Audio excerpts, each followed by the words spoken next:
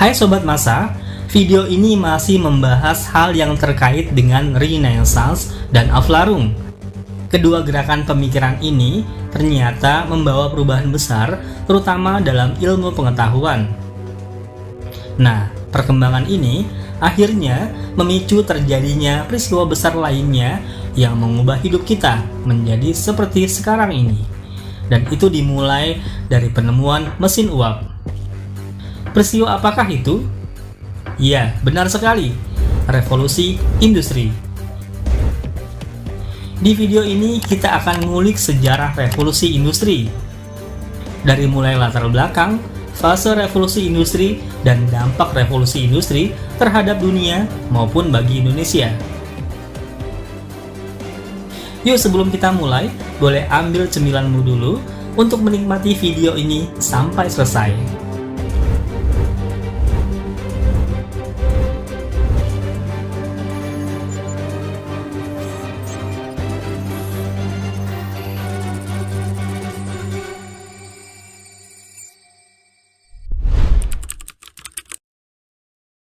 Apa sih revolusi industri? Revolusi industri adalah perubahan cara pembuatan barang-barang industri yang semula dikerjakan dengan tenaga manusia diganti dengan tenaga mesin. Revolusi industri dipicu oleh adanya revolusi agraria dalam penyediaan bahan baku wol yang mendorong penemuan mesin-mesin dalam industri tekstil. Singkatnya nih, revolusi agraria membuat petani kehilangan lahan, sehingga menyebabkan arus urbanisasi yang besar dan kemudian mendorong pemerintah Inggris untuk membuka industri yang lebih banyak agar dapat menampung mereka. Revolusi industri ini terjadi di Inggris sekitar pada tahun 1750 atau pada abad ke-18, lalu berkembang dengan cepat ke seluruh Eropa, seperti Prancis, Jerman, dan Belanda, dan kemudian menyebar ke seluruh dunia. Dalam perkembangannya, penggunaan mesin untuk menggantikan tenaga manusia dan hewan tidak hanya terjadi pada bidang manufaktur, tetapi juga dalam bidang pertanian, pertambangan, dan transportasi. Istilah revolusi industri sendiri diperkenalkan oleh Friedrich Engels dan Louis-Auguste Blanquet pada pertengahan abad ke-19 Masehi. Istilah ini kemudian dipopulerkan oleh sejarawan Inggris Arnold Toynbee pada tahun 1883 untuk menjelaskan perkembangan ekonomi Inggris antara tahun 1760 sampai tahun 1840. Sejak itu, istilah revolusi industri digunakan secara luas. Lalu apa saja sih faktor yang mendukung terjadinya revolusi industri? Faktor-faktor pendukung revolusi industri sebagai berikut. Pertama, stabilnya kondisi keamanan dalam negeri Inggris. Faktor yang kedua adalah Inggris memiliki banyak jajahan. Faktor yang ketiga, berkembang ilmu pengetahuan dan riset. Kaya sumber daya alam. Perlindungan hukum. Adanya arus urbanisasi. Dan yang terakhir adalah tuntutan produksi massal.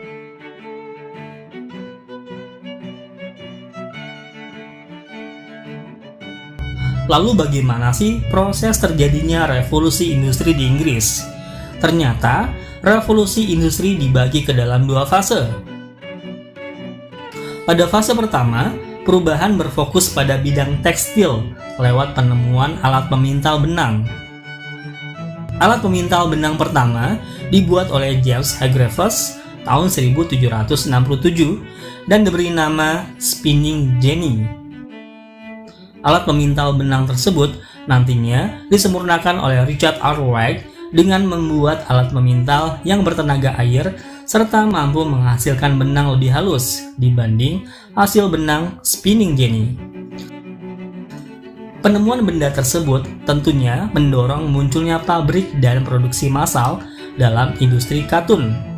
Selain penemuan mesin pemintal benang, produksi benda-benda industri juga berubah karena munculnya mesin uap. Kemunculan mesin uap terinspirasi dari mesin pemompa air ciptaan Thomas Newcomen. Mesin yang menggunakan tenaga uap tersebut dimodifikasi menjadi lebih efisien oleh James Watt.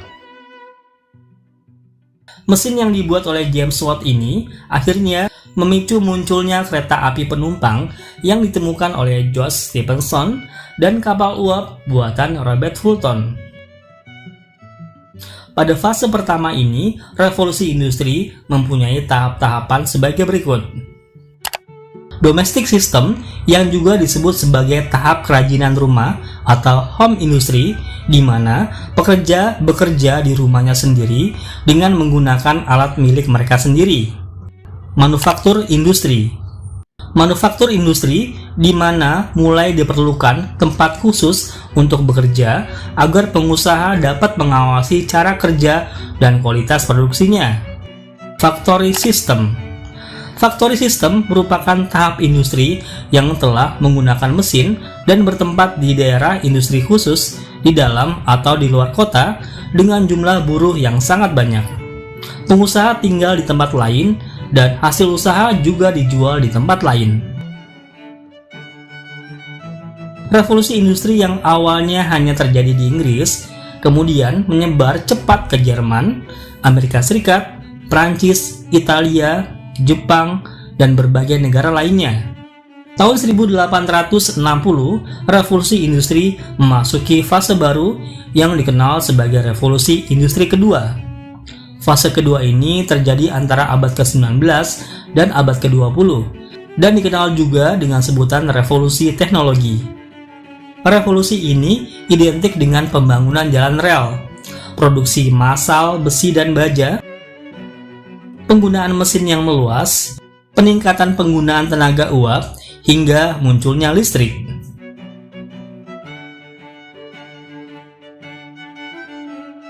Dampak revolusi industri bagi umat manusia terasa dalam berbagai bidang, yaitu peningkatan mutu hidup. Hidup menjadi lebih dinamis. Manusia bisa menciptakan berbagai produksi untuk memenuhi kebutuhannya. Harga barang menjadi murah. Mengapa bisa murah? Coba bayangkan berapa ongkos produksi sehelai baju yang diproduksi dengan mesin dibandingkan produksi dengan alat-alat tradisional. Dari sini, kita sudah tahu kan kenapa bisa murah?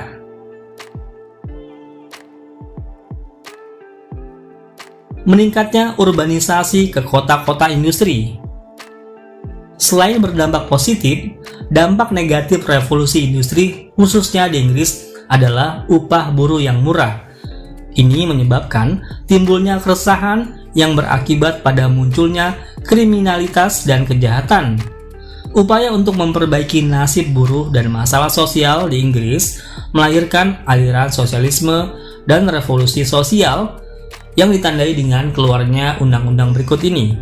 Catholic Emancipation Bill yang menetapkan hak yang sama bagi umat Protestan dan Katolik untuk menjadi pegawai negeri dan anggota parlemen.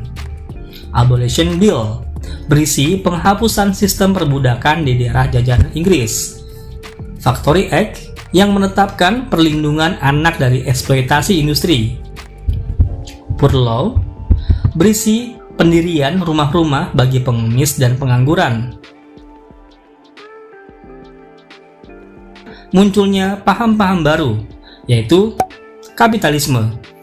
Kapitalisme merupakan aliran di bidang ekonomi yang berpendapat bahwa untuk meningkatkan pendapatan perlu ditunjang dengan jumlah modal yang besar.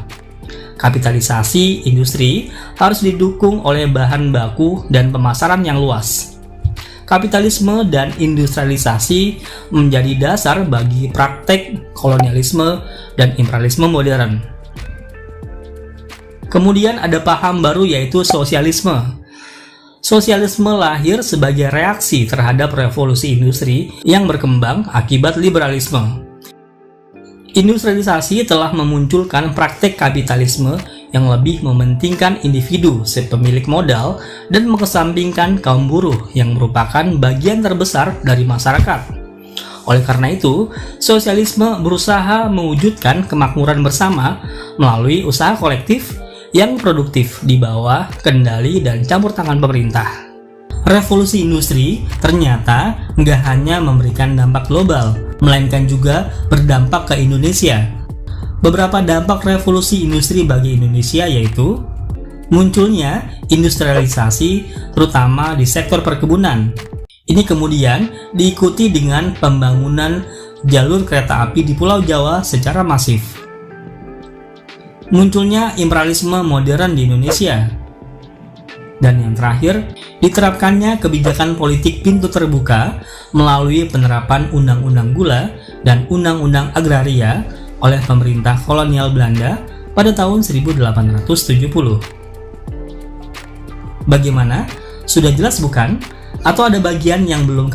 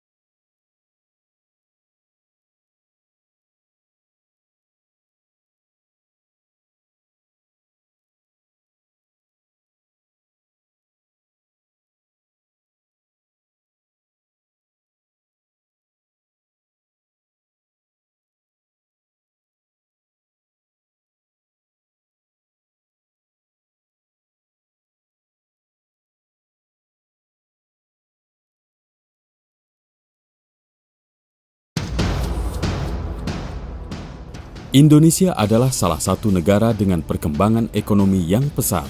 Selama 17 tahun terakhir, produk domestik bruto Indonesia telah naik 6 kali lipat dan pada tahun 2017 berhasil menempati peringkat 16 dunia. Saat ini, dunia telah memasuki era revolusi industri yang keempat atau Industry 4.0 yang ditandai dengan penggunaan teknologi digital serta mesin-mesin otomatis yang saling terkoneksi melalui jaringan internet. Pada tahun 2030, Indonesia ditargetkan menjadi 10 besar ekonomi dunia melalui penerapan Industri 4.0 dengan menetapkan 5 sektor fokus manufaktur, yaitu industri makanan dan minuman, membangun industri makanan dan minuman terkemuka di ASEAN, industri tekstil, menjadi produsen functional clothing terkemuka, industri otomotif, menjadi pemimpin ekspor kendaraan ICE dan kendaraan listrik, industri kimia, menjadi pemain terkemuka dalam industri biokimia, serta industri elektronik, mengembangkan kemampuan pelaku industri domestik. Untuk mewujudkan sasaran tersebut, telah ditetapkan 10 strategi prioritas nasional hingga tahun 2030, yaitu 1. Memperbaiki alur aliran barang dan material dengan memperkuat industri hulu. 2. Merancang ulang zona industri di seluruh wilayah Indonesia. 3. Mengakomodasi standar-standar keberlanjutan untuk peluang bisnis di masa depan. 4. Memberdayakan usaha kecil dan menengah melalui teknologi. 5. Meningkatkan infrastruktur digital seperti jaringan telekomunikasi dan platform digital. 6. Menarik minat investor asing untuk mempercepat transfer teknologi dan meningkatkan peluang pasar. 7. Meningkatkan kualitas sumber daya manusia melalui penyesuaian kurikulum pendidikan. 8. Membangun ekosistem inovasi melalui pengembangan pusat penelitian, pengembangan, dan desain. 9. Memberikan insentif untuk berinvestasi dalam teknologi untuk mendorong adopsi teknologi maju. Dan yang terakhir, 10. Mengharmonisasikan peraturan dan kebijakan sehingga lebih konsisten dan ramah bagi para investor.